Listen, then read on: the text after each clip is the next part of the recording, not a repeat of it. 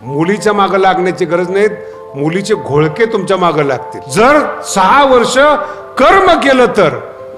नाही तर मग मुलीच्याच मागे कॉलेजला गेल्या गेल्या मग ती एक वही असती, एका वहीमध्ये सगळे विषय आणि हा विषयाच्या मागे. त्याला विचारलं काय, हे काय नोट्स आहेत ना. आणि मग कॉलेजमध्ये ग्रुप तयार होतो, मग एक जण त्याचं नेतृत्व करतो, बाकीचे सगळे कार्यकर्ते होतात. मग हे झुंडच्या झुंड मुलीच्या मागे लागतात, मुली यांना मूर्ख समजतात वगैरे वगैरे. आणि मुलीला जेव्हा अक्कल येते 24व्या 25व्या वर्षी, तेव्हा तिच्या लक्षात येतं हा ग्रुप कर्मणूसाठी चांगला होता, आयुष्यासाठी चांगला. मग सांगते माझ्या वडिलांनी नग्न ठरवलंय, मी वडिलाचं मोडत नाही. मग याचं हृदय तुटतं, एक तर संन्यासी होतो नाही तर दारुड्या होतो. कर्म न करण्याचं परिणाम काय होतो ते तुम्हाला मी सांगतो.